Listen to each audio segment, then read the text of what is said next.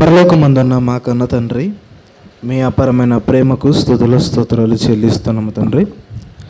మరి యొక్క ఈ పునరుద్ధాన దినము రోజున మేమందరం కలుసుకొని మీ అందు తండ్రి ఇటు విధంగా మీ మాటలను ధ్యానించుకొనుటకు మీరు మాకు దయచేసిన ఈ గొప్పదైన తరుణాన్ని బట్టి మీకే స్తుతులు స్తోత్రాలు చెల్లిస్తూ ఉన్నాం. ఇంతవరకు కూడా పాటలు యందు, కంఠస్థ వాక్యాలు యందు, వాక్య పఠనం యందు మిమ్మల్ని కనపరిచాం. ఈ సమయంలో మీ మాటలు తండ్రి మేము ధ్యానిస్తుండగా మాకు సమయోచితమైన జ్ఞానాన్ని దయచేయమని వేడుకొనిచున్నాం. మీ మాటలను ఎలా ఆలోచించాలో, ఎలా మేము అర్థం చేసుకోవాలో, అర్థం చేసుకున్న దానిని మా జీవితాలు ఎలా అనుభవించాలో మాకు నేర్పించండి.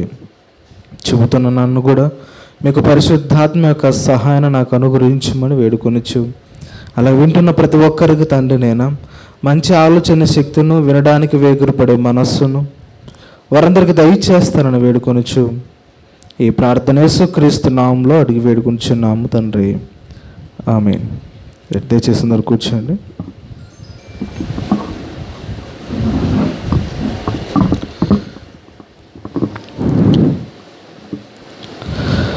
మొదటిగా మరి తండ్రి అనే దేవునికి నా హృదయపూర్వకమైనటువంటి కృతజ్ఞతాస్తుతులు చెల్లిస్తూ ఉన్నాను.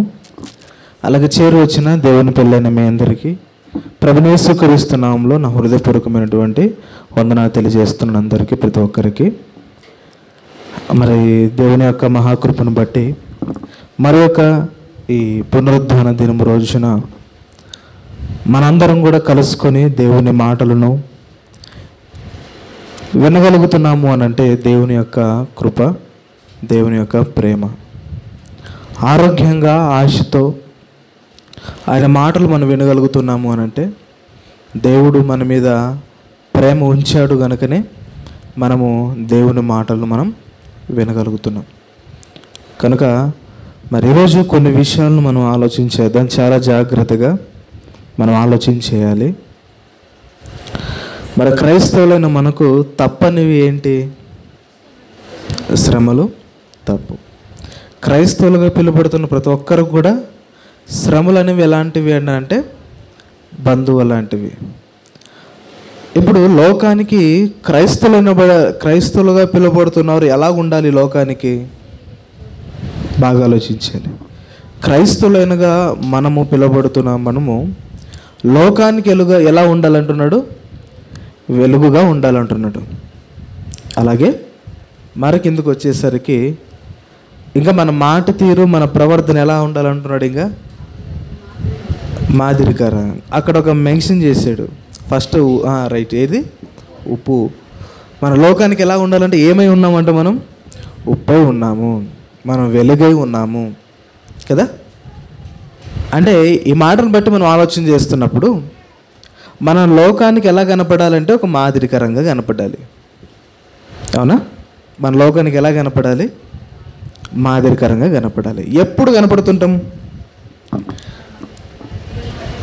కదా మన క్రియలను బట్టి.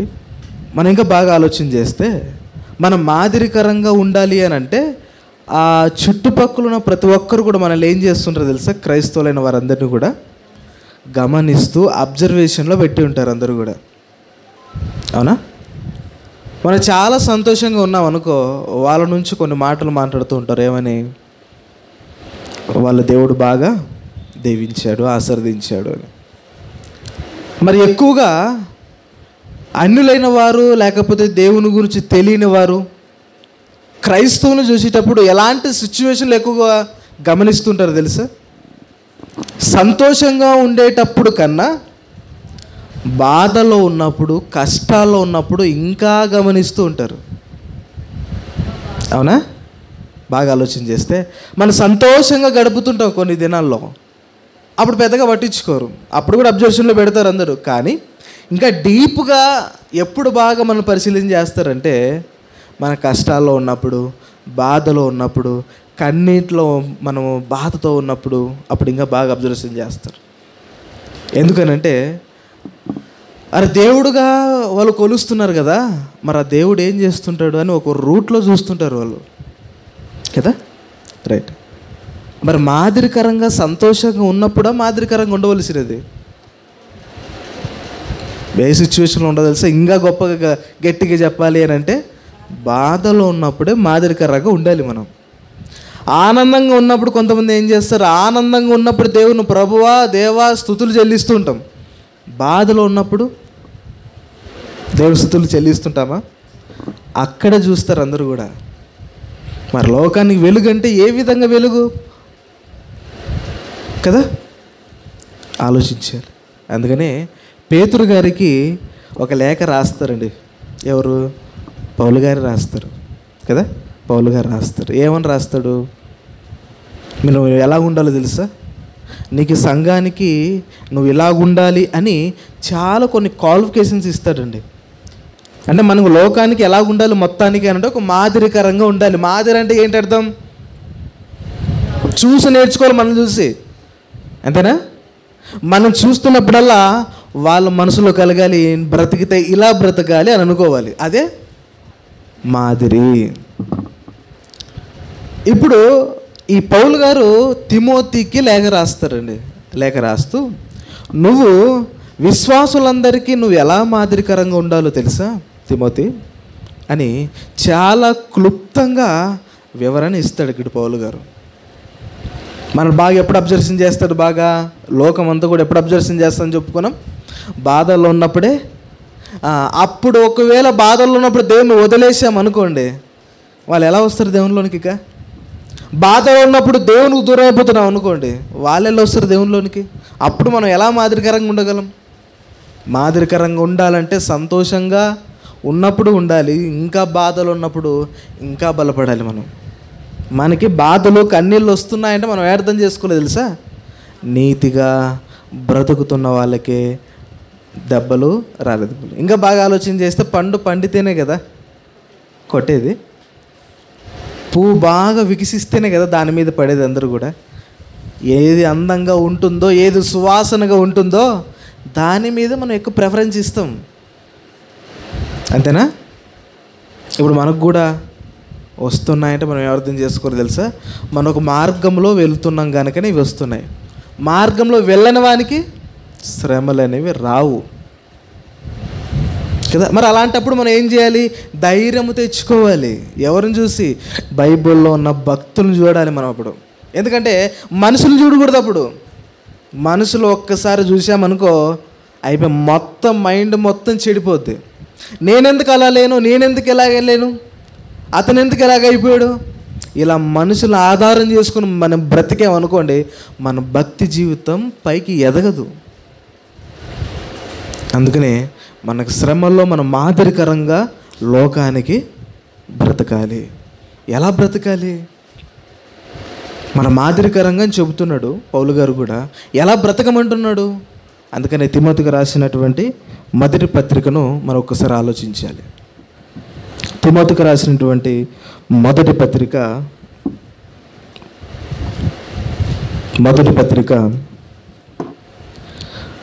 4వ అధ్యాయము.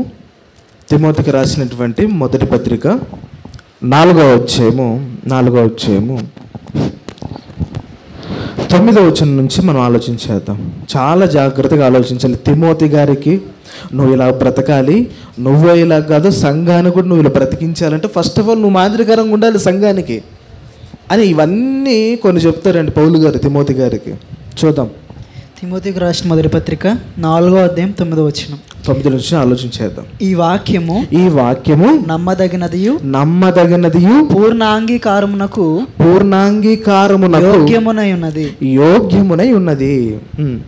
మనుషులందరికీ రక్షకుడును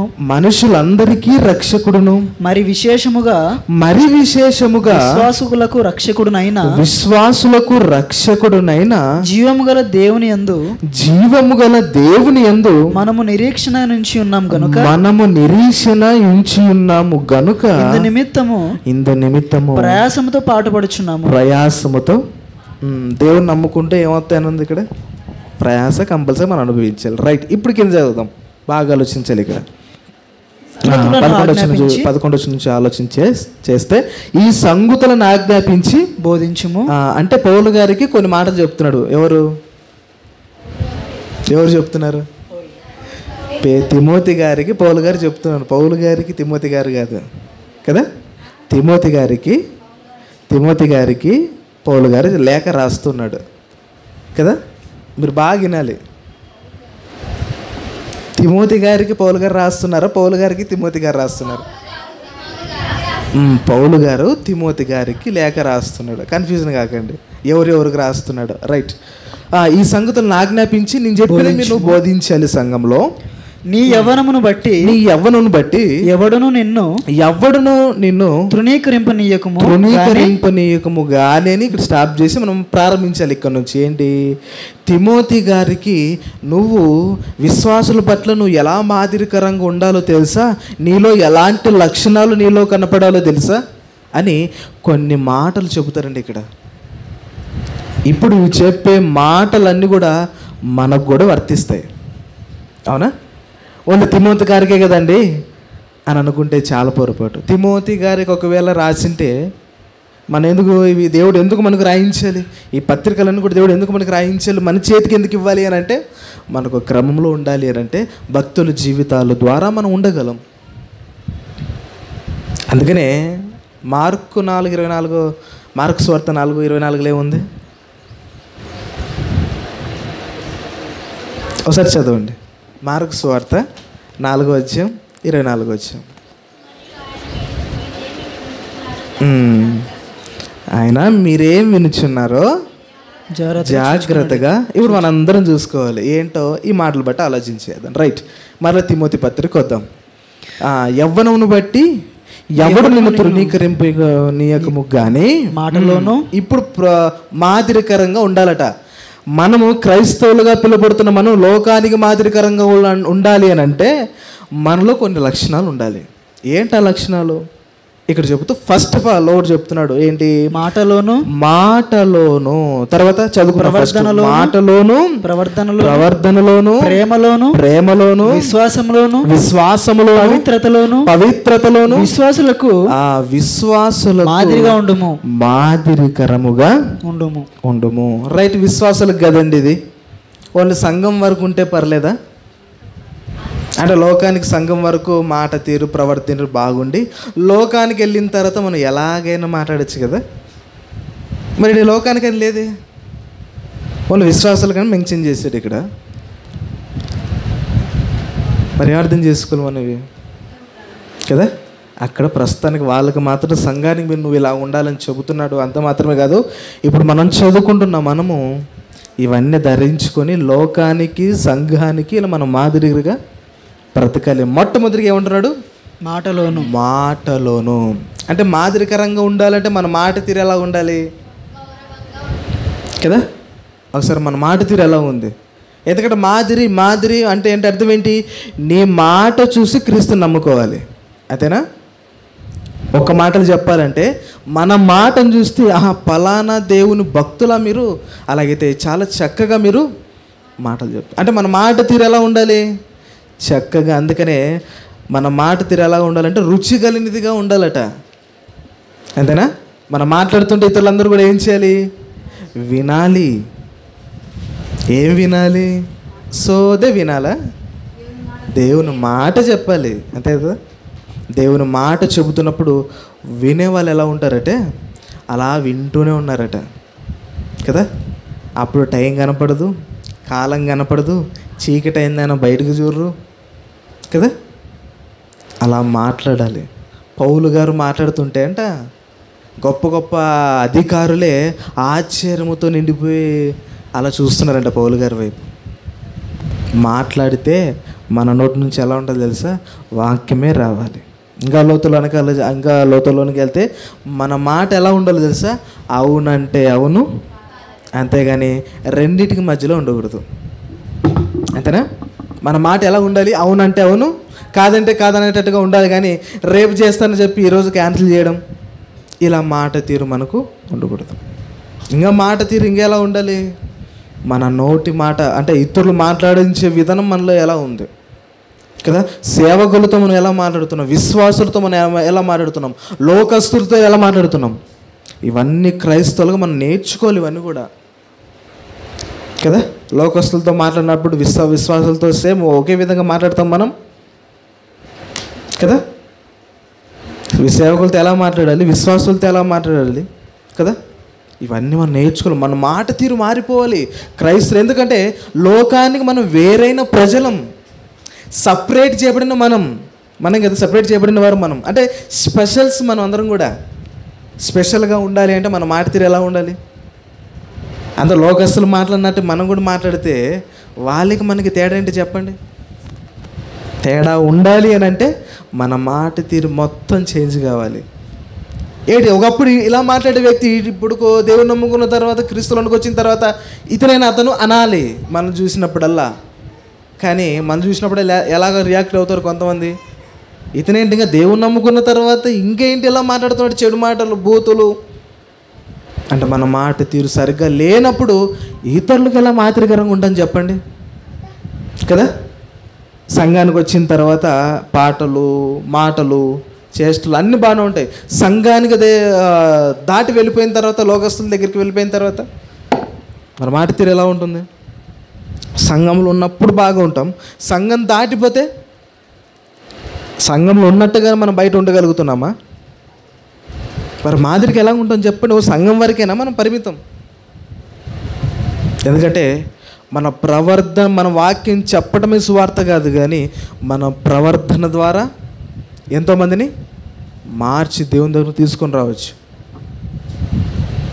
అందుకని మొట్టమొదటిగా మన మాట, అంటే మన మాటను బట్టి ఇతరులు ఏం చేయాలి? మనల్ని చూసి పలానా దేవుని బిడ్డలు వీళ్ళు అంటే వాళ్ళు చూసి మన దగ్గరికి రావాలి.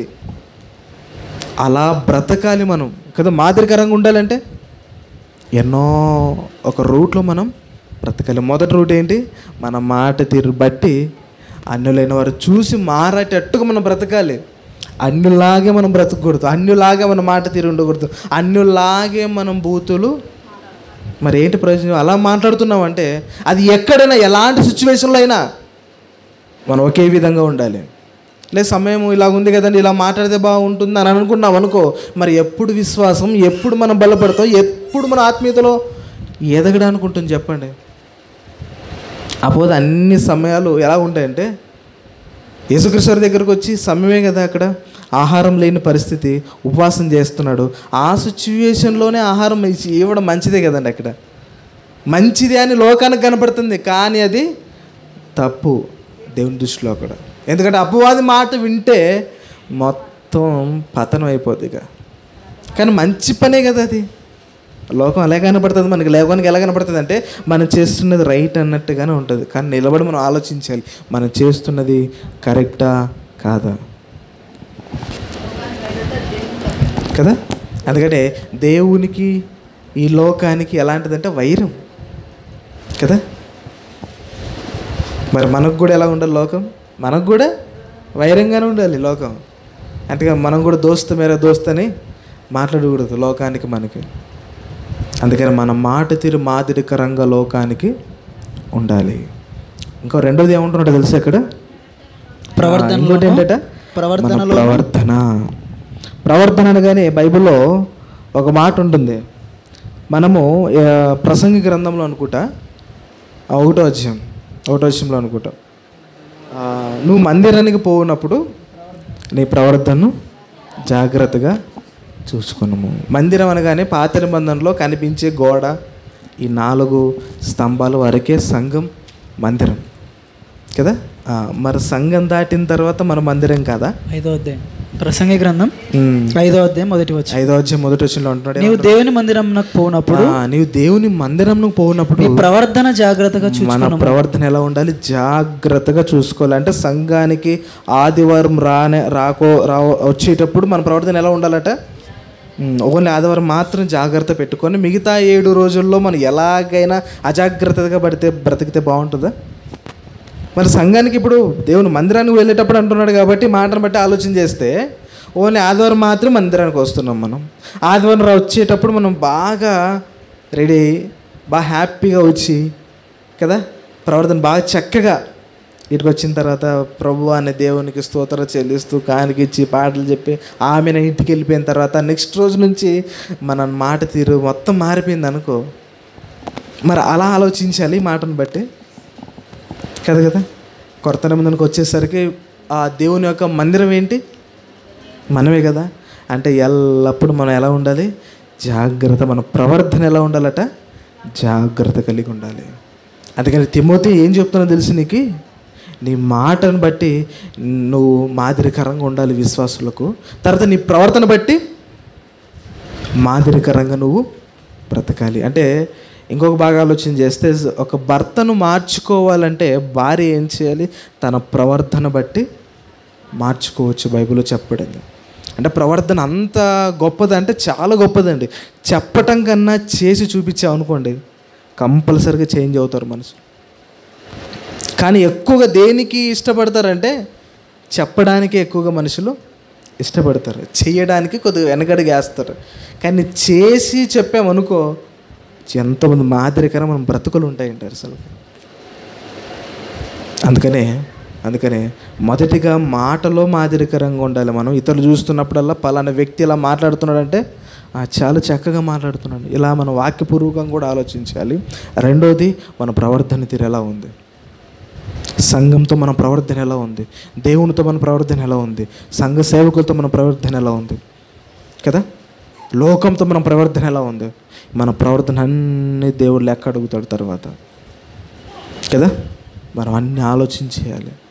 అందుకనే మాదిరి అంటే మనల్ని చూసి వాళ్ళు నేర్చుకోవాలి. అబ్బా ఇలా ఉండాలి నేను కదా. ఎలా ఉండాలి?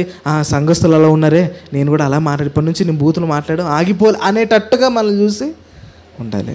చాలా చక్కటి ప్రవర్తన అండి అతను. ఎందుకు ఎలా ఉన్నాడు? ఎవరు వెళ్తున్నాడు? ఎక్కడికి వెళ్తున్నాడు అతను అంటే సంఘానికి. దేవుని నమ్ముకున్నాడు కనుక అతని ప్రవర్తన చాలా చక్కగా. అందుకని క్రీస్తు నమ్ముకున్న తర్వాత ఎంతోమంది అండి మరి ఒక భక్తిగా బ్రతకట్లేదు చెప్పండి. తమ జీవితాన్ని మార్చుకోలేదా? క్రీస్తు నమ్ముకున్న తర్వాత తన ప్రవర్తన మార్చుకోలేదా? తాగేవారుగా ఒకప్పుడు ఉన్నప్పుడు క్రీస్తు నమ్ముకున్న తర్వాత మంచి వ్యక్తులుగా తయారవుతున్నారు. ఇలాగ చాలా ఉన్నాయండి ప్రవర్తన మార్చుకున్న వాళ్ళు. కనుక మనం కూడా లోకానికి ఎలా ఉండాలి? మంచి ప్రవర్తన కలిగిన వారే, సత్ప్రవర్తన కలిగిన వారై మనం బ్రతకాలి. మరొకటి ఏముందో చూద్దాం. మరొక మాట అక్కడ కనపడుతుంది, చూద్దాం. ప్రవర్తనలోను ప్రేమలోను. ఇంకోటి ఏంటంటున్నాడు? ప్రేమ. ఇది చాలా ఇంపార్టెంట్ అండి. ప్రేమ ఎటువంటిది అని అంటే, ఎటువంటిది ప్రేమ? ఒక ఆత్మీయ జీవితాన్ని నడిపించే ఒక ముందున్న ఇంజిన్ లాంటిది. ఏంటి? ప్రేమ. ట్రైన్ చూశారు కదా, ప్రతి ఒక్కరికి ట్రైన్ తెలుసు. ఆ ట్రైన్ నడవాలి అని అంటే ఏం కావాలి? ఇంజిన్ కావాలి. ఇంజనే లేకపోతే ట్రైన్ నడవదు కదా. అలాగే ఆత్మీయ జీవితాన్ని నడిపించాలి అని అంటే ఈ యొక్క ప్రేమ అనేది ఒక చాలా ఇంపార్టెంట్ థింగ్ ఇది. అందుకని మనం ఎలాగ ఉండాలట? ప్రేమలో ఎలా ఉంటారంటే ప్రేమలో మాదిరికరంగా ఉండాలి. మరి మన జీవితం ఎలా ఉంది? మాదిరికరంగా ఉందా ప్రేమలో?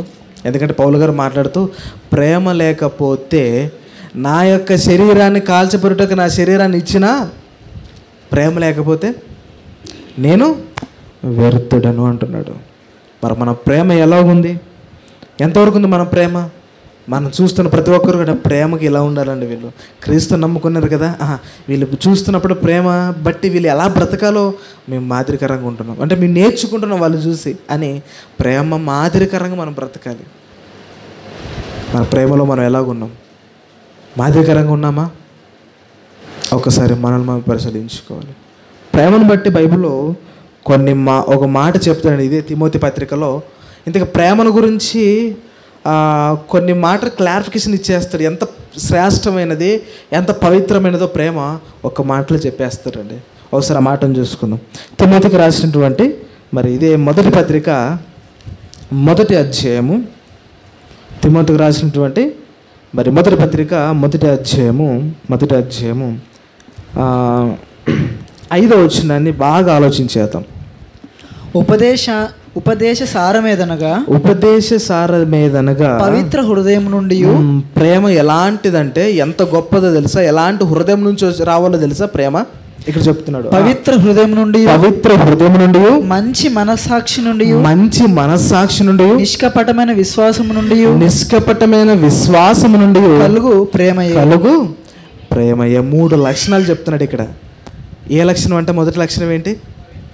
పవిత్రమైన హృదయం నుండి కలిగేది నిజమైన. ఇది ఎవరిలో కనపడుతుంది చెప్పండి ఈ ప్రేమ? కదా, క్రీస్తులో మనకు పవిత్రమైన హృదయం ఆయనలో ఉంది కనుకనే ఆయన భూమి మీదకి రావడం జరిగింది. పవిత్రమైన హృదయం ఉంది కనుకనే ఆయన మన గురించి మరణించాడు.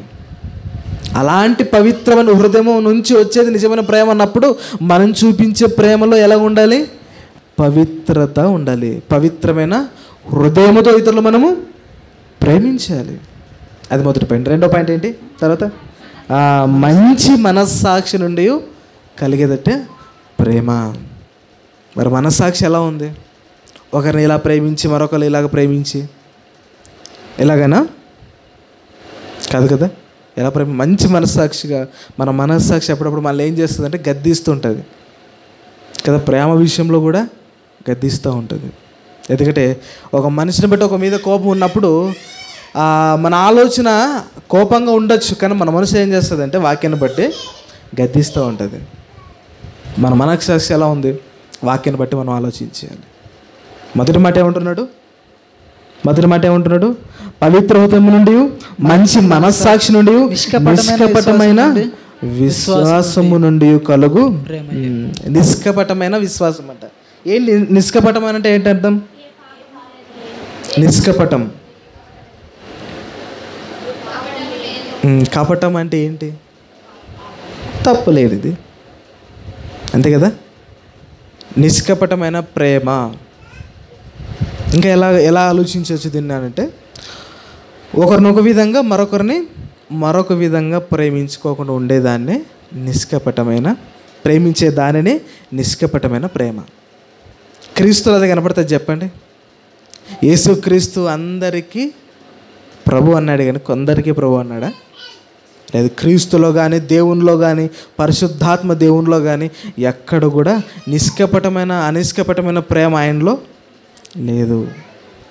అంటే అందరిని ఒకే విధంగా ఆయన ప్రేమించాడు. ఈ 3 లక్షణాలు బట్టి మనం ఆలోచించగలిగితే, ఈ 3 లక్షణాలు బట్టి బయటకు వచ్చేది ఏంటంటున్నారు? ప్రేమ. అంటే ప్రేమించేటప్పుడు మనం ఈ 3 లక్షణాలు మనలో ఉన్నాయో లేవో ఒకసారి ఆలోచించాలి. అంటే ప్రేమ కూడా కల్తీ ఉన్నాయా? కల్తీ అయిపోయినాయి ప్రేమ కూడా.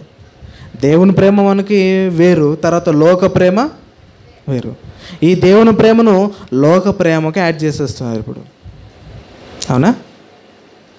అది లోక ప్రేమ దేవుని ప్రేమ చాలా వ్యత్యాసం ఉంటుంది. అంటే ఎలాంటిదంటే మనిషి యొక్క ఆలోచన దేవుని ఆలోచన ఎటువంటిది? ఎంత డిస్టెన్స్ చెప్పేశాడు. మనిషి ఆలోచన ఎటువంటిది, దేవుని ఆలోచన ఎటువంటిదట? భూమికి ఆకాశానికి ఉన్నంత డిఫరెన్స్ ఉంటుందట. మనిషిని ప్రేమ కొంతకాలమే కనపడుతుంది, దేవుని ప్రేమ చచ్చేంత వరకు ఆ ప్రేమ అలాగే కొనసాగబడుతూ ఉంటుందండి. ఆ ప్రేమ ఉండాలంటే మనలో ఎలాంటి లక్షణాలు, ఎలాంటి హృదయం కలిగిన వారు ఉండాలంటే ఫస్ట్ పాయింట్ ఏంటి? పవిత్ర హృదయం కలిగిన వారే ప్రేమిస్తే అది నిజమైన ప్రేమ. రెండో పాయింట్ ఏంటి? మంచి మనస్సాక్షి కదా. మంచి మనస్సాక్షి నుండి కలిగేది నిజమైన ప్రేమ. మూడోది ఏంటి? ఈ 3 లక్షణాలు కలిపి పిండితే యేసుక్రీస్తు వారండి కదా. మరి ఈ లక్షణాలు మనం కూడా కలిగి ఉండాలా? మన ప్రేమ చూపిస్తున్నప్పుడు మనం ఆలోచించాలి ఒక్కసారి, ఏమని? నా మనసు ఎటువంటిది? మంచి మనస్సాక్షి నుంచి వచ్చినదేనా ప్రేమ? అది మనం ప్రేమ చూపిస్తున్నప్పుడు ఆలోచించాలి. ఏమని? మొదటి పాయింట్ చూసుకున్నాం ఏంటి? పవిత్రమైన హృదయం నుంచి వచ్చేదేనా ప్రేమ? ఇది ఆలోచించాలి.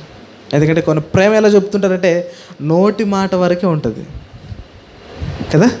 అందుకని మొదటి పాయింట్లో మంచి హృదయం, పవిత్రమైన హృదయం, ఏ కపటం లేనిదిగా మనం ప్రేమించే హృదయం, అది పవిత్రమైన హృదయం, అది దేవునిలో నుంచి వచ్చిన హృదయం. ఎందుకంటే మనం కూడా ఎక్కడి నుంచి వచ్చామని చెప్పండి? మనం కూడా ఎలా కనపడేది? పవిత్రంగా కనపడేది. దేవుడు పరిశుద్ధుడు కనుక మనం కూడా పరిశుద్ధంగా ఉండాలి. చివరికి వచ్చేసరికి దేవుడు ఎలాంటి రూపం ధరించుకున్నాడు? దేవుడు ప్రేమ అయి చివరికి ఉన్నాడు. అందుకని ఈ ప్రేమ ఇతరులకు మాదిరికరంగా ఉండాలి అని అంటే ఇవన్నీ లక్షణాలు మనలో కనపడాలి. ప్రేమ చూపించాలి కదా. ఎన్ని పాయింట్లు చూసుకున్నాం? మనము ఎలా మాదిరికరంగా ఉండమంటున్నాడు ఇక్కడ తిమోతి గారికి. మొదటిగా మాటలోను మాదిరికరంగా ఉండాలి, రెండోదిగా ప్రవర్తనలోను మాదిరికరంగా ఉండాలి, మూడోదిగా ఏంటి? ప్రేమలో. ప్రేమ గురించి ఇప్పుడు ఒక మాట చూసుకున్నాం కదా, ఇంకా కొద్ది లోతులోనికి వస్తే ప్రేమ గురించి. ప్రేమ ఎటువంటిది అని అంటే మనం చేసే తప్పులను ఏం చేస్తుందట, ప్రేమించిన తర్వాత సహించేస్తుంది, కప్పేస్తుంది కదా. మన పిల్లల పట్ల కూడా ప్రేమిస్తున్నప్పుడు ఏదైనా తప్పు చేసిన తర్వాత ఏం చేస్తాం, బయటికి తెలిసేటట్టు చెప్తామా, ఏం చేస్తాం, కప్పేస్తాం. ఎందుకు అంటే అతని మీద ప్రేమ ఉంది కనుక. ఇంకొక విషయం ఆలోచన చేస్తే అతని క్రమంలో పెట్టాలంటే, అతన్ని క్షమించే గుణం మనం అతనికి నేర్పించాలి అని అంటే మనం కూడా అతన్ని చేసిన బట్టి పాపాలను తప్పులను మనం ఏం చేయాలి, క్షమించాలి. నేను నా బుధవారం అదే కదా చూసుకున్నాం మనం. ఇది ఏం చూసుకున్న బుధవారం రోజున మనం మన ప్రవర్తన అంటే ఎలాంటి వారితో మనం సాంగత్యం చేయాలన్న వాక్యంలో సంఘంలో సహవాసం కలిగిన వారుగా మనం సహవాసం చేయాలి కదా. ఇవన్నీ లక్షణాలలో ఈ ప్రేమ ఎలాంటి వారి గురించి అంటున్నాడంటే మన గురించి ప్రాణం పెట్టేంత గలగాని వారితో మనం సాంగత్యం చేయాలి. ప్రాణం పెట్టేటువంటి ఆలోచన ఎందులో ఎక్కువగా కనపడుతుంది అంటే ప్రేమలోనేది కనపడుతుంది. అందుకనే మన ప్రేమలో మాదిరికరంగా ఉండాలి క్రైస్తవులు. ఎందుకంటే ప్రతి ఒక్కరు కూడా మనల్ని ఏం చేస్తుంటారు, అబ్జర్వేషన్ చేస్తూ ఉంటారు. మన మాట తీరు ఎలా ఉంది, మన ప్రవర్తన ఎలా ఉంది, మన ప్రేమ ఎలా ఉంది, ఇవన్నీ లోక అబ్జర్వేషన్ చేస్తూ ఉంటారు. సంతోషంగా ఉండటం కన్నా బాధలో ఉన్నప్పుడు ఇంకా బాగా అబ్జర్వేషన్ చేస్తుంటుంది లోకం. అప్పుడు ఇంకా జాగ్రత్త ఉండాలి. మనం బాధలో ఉన్నప్పుడు తప్పిపోతుంటాం కదా. భక్తిలో ఉన్నప్పుడు బాధలో ఉన్నప్పుడు అప్పుడప్పుడు భక్తుల నుంచి తప్పిపోతుంటాం. అప్పుడు లోకం ఏలైతే చూపిస్తుంటుంది మనల్ని. ఏంటి ఒకప్పుడు బాగున్న వ్యక్తి ఏంటి ఇప్పుడు అయిపోయిన తర్వాత దేవుడి నుంచి బయటకు వెళ్ళిపోయాడు ఏంటి ఇతను. ఇన్ని రోజులు దేవుడు అని అంటున్న వ్యక్తే సడన్గా ఏంటి దేవుడు కాకోకుండా ఇటువైపు వెళ్ళిపోయాడు ఏంటి. అప్పుడు దేవుడు నిజమైన దేవుడు కాదేమో. అందుకనే ఇలాంటి మాటలు కూడా వస్తున్నాయంటే మన భక్తి ఎలాగుంది, మన మాదిరికరంగా ఉండాలి అంటే వాళ్ళు అన్నీ చూస్తున్నారని మనకు అర్థం చేసుకోవాలి. అన్నీ వాళ్ళు అబ్జర్వేషన్ చేస్తున్నారు. మనం బాధపడినా సంతోషం పడినా వాళ్ళు అన్నీ ఆలోచన చేస్తున్నారంటే మనల్ని బాగా అబ్జర్వేషన్ చేస్తున్నారంటే మన ప్రవర్తన బట్టి వాళ్ళని మార్చచ్చా అనమాట మొత్తానికి. అందుకనే తిమోతి గారికి చాలా గొప్పగా నువ్వు బోధించాలి, నువ్వు మాదిరికరంగా ఉండాలి ఇతరులు. కానీ 3 సందర్భాలు మనం చూసుకున్నాం.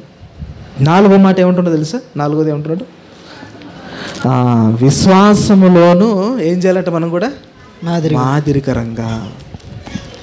విశ్వాసంలో ఎప్పుడు మన విశ్వాసం కనపరుస్తుంది చెప్పండి? మన విశ్వాసం బయటకు ఎప్పుడు కనపడుతుంది? మన విశ్వాసం ఎప్పుడు బయటకు కనపడుతుంది కదా.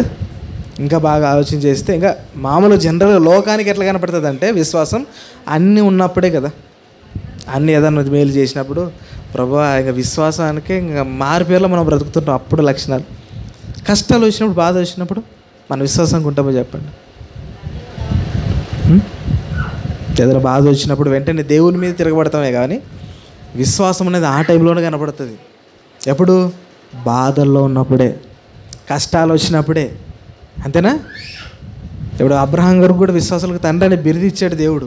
ఎందుకు ఇచ్చాడు? అక్కడ సంతోషంగా ఉన్నప్పుడు బిరుదు వచ్చింది ఆయనకి. ఎప్పుడు వచ్చింది మళ్ళీ బిరుదు ఆయనకి కదా? తన సొంత కుమారుని బలిగా అర్పించేటప్పుడు ఎంత బాధపడింది అలా కదా. అంత వయసులో తన కుమారుని చంపాలంటే చేతులు ఎలా వస్తాయి చెప్పండి? అంత కష్టం, మనసులు చంపుకొని అక్కడ దేవుని కన్నా ఏది ఎక్కువ కాదని విశ్వాసముతో అక్కడ ఇచ్చాడు. ఇలాంటి విశ్వాసం మనలో కూడా కనపడాలి. ఎప్పుడు కనపడాలి? బాధలో ఉన్నప్పుడే. ఏంటి ఇంత బాధ వస్తుంది, దేవుని అసలు సంఘానికి రావడం మానట్లేదు ఏంటి, ఇంత బాధ ఉన్నా ఏంటి అతను దేవుని అంత గొప్పగా ఆరాధిస్తున్నాడే, ఇతను విశ్వాసం చాలా గొప్పదండి ఇతను అని అనాలి లోకం మనలందరినీ కూడా.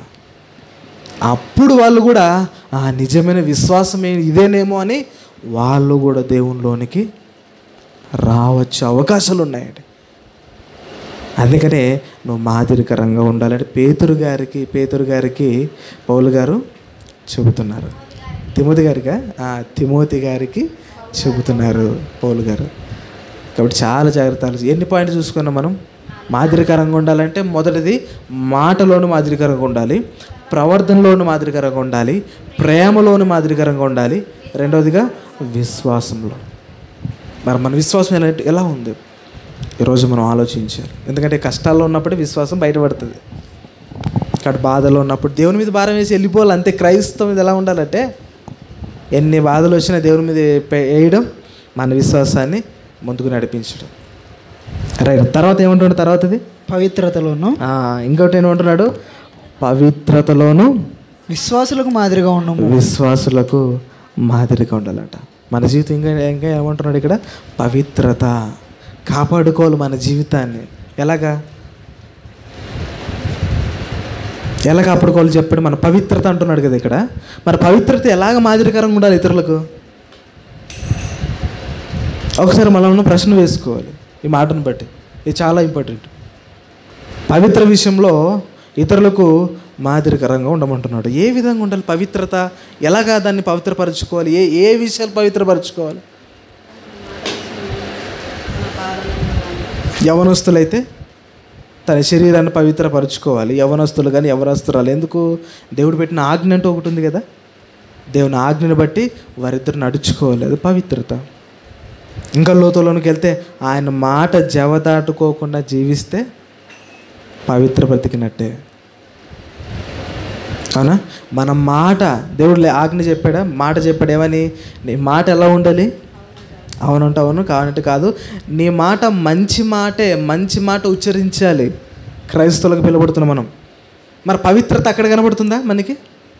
ఇప్పుడు బాగా దేవుడు, ఇప్పుడు జనరల్గా నేను ఉన్నాను అనుకోండి, ఇక్కడ నేను బాగా బోధించి, బాగా గొప్ప గొప్ప మాటలు బోధించి బయటికి వెళ్ళిన తర్వాత అనరాని మాటలు అంటూ బూతులు మాట్లాడుతున్నా అంటే మన పవిత్రత మనం కాపాడుకున్నట్టు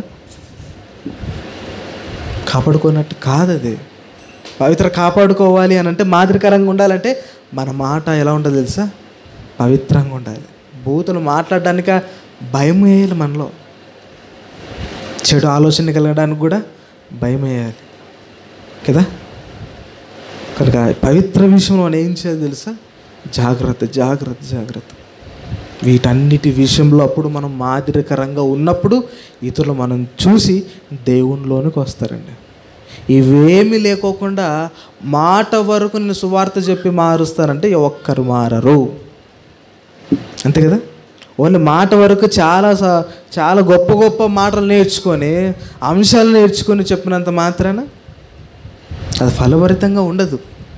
ఇప్పుడు చెప్పిన ఈ 4 పాయింట్లు మనము అభ్యసించుకొని, ఇనవర్చుకొని దాన్ని చేస్తే దానికి ప్రతిఫలం అంటూ ఉంటుందండి. ఎందుకంటే మన చుట్టుపక్కల అందరూ కూడా చూస్తూ అబ్జర్వేషన్ చేస్తుంటారు కదా. చేస్తున్నప్పుడు ఇవి మనకు కనపడాలి బయటికి. ఏంటివి? పవిత్రత కనపడాలి, విశ్వాసం కనపడాలి, మాట తీరు పవిత్రంగా ఉండాలి, మన ప్రవర్తన కూడా పవిత్రంగా ఉండాలి.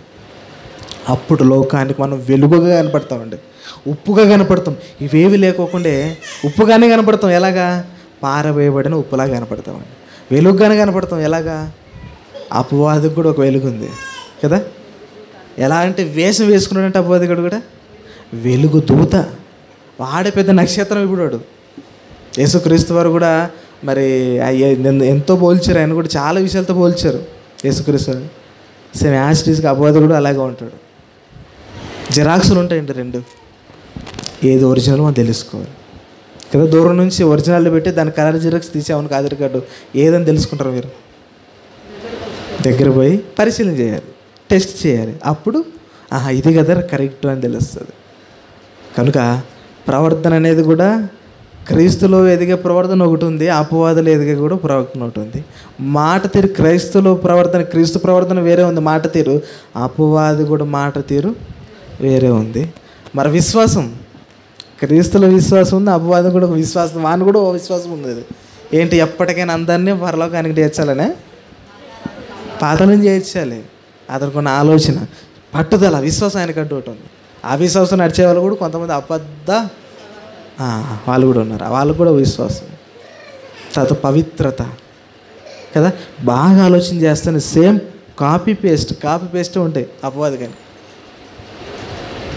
కనుక ఇవేంటో మనము జాగ్రత్తగా ఆలోచించాలి. కనుక మాదిరికరంగా ఉండాలంటే ఏ 4 పాయింట్లు చూసుకున్నాం మనం. మాదిరికరంగా బ్రతకాలి అని అంటే ఏ విషయాలు బ్రతకాలి? మొదటిగా మాటలోను మాదిరికరంగా బ్రతకాలి. రెండవది ప్రవర్తనలోను మాదిరికరంగా బ్రతకాలి. మూడవది ప్రేమలోను మాదిరికరంగా బ్రతకాలి. నాలుగవది విశ్వాసంలోను మాదిరికరంగా బ్రతకాలి. ఐదవది పవిత్రతలో. ఇవన్నీ క్రైస్తవులకు ఉండవలసిన లక్షణాలు. ఇవి ఉంటే క్రైస్తవులకు ఉంటే ఇతరులు మనము దేవునిలోనికి తీసుకొని రావడానికి వీలుగా ఉంటుంది. కాబట్టి ఒక్కసారి ఈ 5 లక్షణాలు మనలో ఉన్నాయి చెప్పండి. ఎవరికి వారు మనం ఏం చేయాలి? పరిశీలన చేసుకోవాలి. పరీక్ష ఇప్పుడు మనకు, అంతేనా? ఎగ్జామ్ పెట్టుకోవాలి. మనం ఇంటికాటికి వెళ్ళి ఇప్పుడు ఏం చేయాలి తెలుసా? ఇంటికాడికి వెళ్ళి బైబిల్ తెరిచి ఈ నా 5 లక్షణాలు నాలో ఉన్నాయా ఒకసారి ఆలోచించాలి. ఎందుకంటే మన ఆత్మీయతలో అభివృద్ధి కావాలంటే పరీక్ష ఇంపార్టెంట్ కదా. జనరల్గా ఆలోచించేది ఇంటి దగ్గర పోయి మనందరూ అండి ఓ పెన్ను పేపర్ పట్టుకొని ఈ లక్షణాలు రాసుకొని ఈ లక్షణం నాలో ఉన్నాయా ఒక అరగంట సేపు కూర్చొని ఆలోచించండి. ఒక్కొక్క లక్షణం, లేకపోతే ఒక 5 నిమిషాలు చేయాలండి, అర్థమైపోతుంది. పవిత్రత నాలో ఉందా? ఉంటే మేలు, లేకపోతే ఇప్పటి నుంచైనా పవిత్రత సంపాదించుకోవాలి కదా, తీసేసుకోవాలి, విసర్జించాలి. మరి మాట తీరు ఇతరులకు మాదిరికరంగా ఉందా? నా మాట తీరు ఆలోచించాలి. బయటకు వెళ్ళాను ఒకసారి, వీళ్ళు బయటకు వెళ్ళిన తర్వాత చుట్టుపక్కల వాళ్ళతో నేను ఎలా మాట్లాడుతున్నాను, ఇతరులతో నేను ఎలా మాట్లాడుతున్నాను, సంఘంతో నేను ఎలా మాట్లాడుతాను, అయితే నా మాట తీరు సరిగ్గా లేదన్నమాట. ఇప్పటి నుంచి నేను దాన్ని ఏం చేయాలి? తీసేసుకోవాలి కదా. ఇవన్నీ ఇలా ఆలోచన చేస్తేనే మన భక్తి జీవితం పెంపొందించబడుతుందండి. వాళ్ళు వినేసి వెళ్ళిపోతే మన భక్తిలో ఎదగలేము. అందుకని ఈ మాటలన్నీ కూడా ఎవరికి రాస్తున్నాడు? ఈ మాటలన్నీ కూడా పౌలు గారి తిమోతికి రాస్తున్నాడు. ఇంకా చాలా విషయాలు కింద ఉన్నాయి. కాబట్టి మన జీవితం ఎలా ఉంది ఒక్కసారి మనలో పరిశీలించుకోండి. కాబట్టి ప్రేమ విషయంలో చాలా ముఖ్యం. అన్నిటికంటే గొప్పది ఏమంటున్నాడు? ప్రేమయే. ఆ ప్రేమ ఒక బోగీలన్నిటికీ ఇంజన్ లాంటిది. ఆ ఇంజన్ నడిపితే కదా బోగీలనే కదిలేది. ఆ ఈ బోగి కదలాలంటే ప్రేమతో ప్రతిదాన్ని మనం జయించాలి. ప్రేమలో మాదిరికరంగా ఉంటే అండి ఇవన్నీ వచ్చేస్తాయండి ఆటోమేటిక్గా. కనుక పౌలు గారు చెప్పారు కదా ఎంత గొప్పదో ప్రేమ. కొరింథీ పత్రికలో మనకు ప్రేమ గురించి ఎన్నో 14వ అధ్యాయం అనుకుంటా, ప్రేమ కలిగినటకు ప్రయాసపడండి. 14వ అధ్యాయం 1 వచ్చినాం కదా, ప్రేమ కలిగినటకు మనం ప్రయాసపడుతున్నాం. ప్రతి దాని విషయం ఈ 5 లక్షణాల విషయం మనం ఏం చేయాలి? ప్రయాసపడాలి. పవిత్రతలోను, ప్రేమలోను, విశ్వాసంలోను, మాటల్లోను కదా, ఇవన్నీ విషయంలోనూ ప్రయాసపడాలి. నాలో లేవా అలాగే ఎట్లాగానే నేను దీన్ని తెచ్చుకోవాలండి. పక్కింట్లో టీవీ వచ్చేసరికి మన ఇంట్లో ఏం చేస్తాం?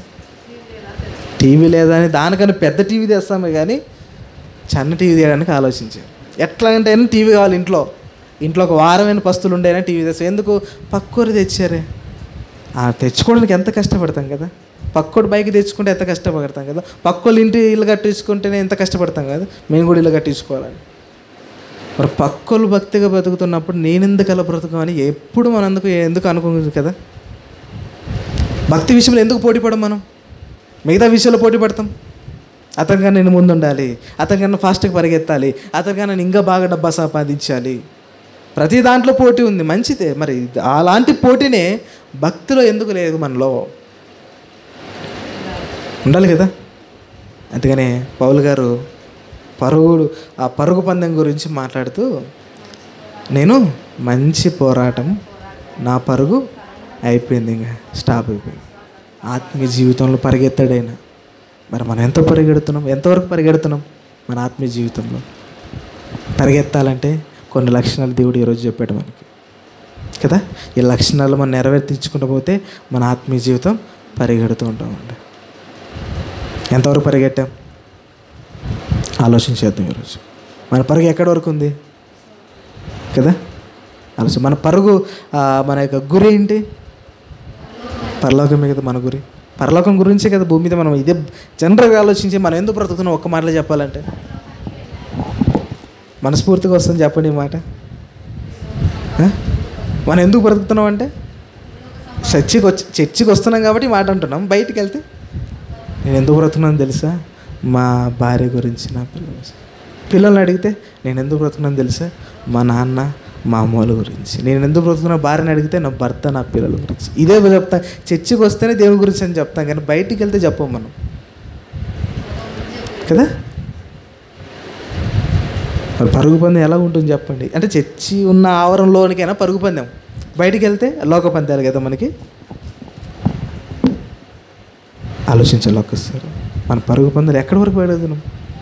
బయట పందాలు అయితే చివరి దాకా వెళ్ళిపోతున్నాం. చర్చిలో పందాలు అయితే, పందాలు అంటే ఏంటి? ఇంకా విశ్వాసం. చర్చిలో జరిగే పందాలు కదా మరలా. చర్చిలు ఇప్పుడు పండగలకి పబ్బాలకి ఏం చేస్తారని అక్కడ కూడా పందాలు పెడుతున్నారు కొంతమంది కదా. కొన్ని గేమ్స్ కండక్ట్ చేస్తూ ఉంటారు. ఆ గేమ్స్ కాదు. ఏ గేమ్స్? ఆత్మీయ సంబంధమైన ఒక గేమ్ ఒకటి ఉంది. గేమ్ కాదు, నిజమైనది అది. ఆ నిజమైన దాంట్లో మనం ఎంతవరకు పరిగెడుతున్నాం మనం ఒక్కసారి మనం ఆలోచించాలి. ఈరోజు రేపు ఆలోచించేద్దామా? ఈరోజు ఎందుకు ఆలోచించేయాలి కదా? మరి ఏ రోజుకి ఆ రోజు మనం అనిపించాలి, ఏ రోజుదే ఆ రోజు మనం చేయాలి. కనుక మనం ఆలోచించేద్దాం ఈరోజు. ఈ 5 లక్షణాలు మనం ఉన్నాయి లేవా ఆలోచన చేసి, అవి లేకపోతే మనం ఏం చేయాలి? దాన్ని అనువర్చుకోవాలి, పొందుకోవాలి. కనుక ఈ మాటలు మనం ఆలోచన చేయాలని మనస్ఫూర్తిగా మీ అందరికీ హెచ్చరిక చేస్తూ, నన్ను హెచ్చరిక చేసుకుంటూ ఈ మాటలు ముగిస్తున్నాం. కళ్ళు మూసుకొని ప్రార్థన చేసుకుందాం. పరలోకమందున్న మా కన్న తండ్రి, మీ అపారమైన ప్రేమకు స్తుతులు స్తోత్రాలు చెల్లిస్తున్నాము తండ్రి. ఇంతవరకు కూడా తండ్రి మీరు మాకు నేర్పించిన కొన్ని మాటలను బట్టి మీకే స్తుతులు స్తోత్రాలు చెల్లిస్తున్నాం తండ్రి. మేము లోకానికి తండ్రి మాదిరికరంగా మేము బ్రతకాలి అని అంటే మాకు ఉండవలసిన కొన్ని లక్షణాలు తండ్రి మాకు నేర్పించారు. అందరి బట్టి మీకే కృతజ్ఞతాస్తుతులు చెల్లిస్తున్నాం. నేను ఆ లక్షణం లేకపోతే ఇప్పటి నుంచి అయినా తండ్రి నైనా ఆ లక్షణాలు మేము అనవరుచుకొని ఇప్పటి నుంచి అయినా తండ్రి ఆ భక్తిలో ఇతరులకు మాదిరికరంగా జీవించుటకు కృప దయచేయండి తండ్రి.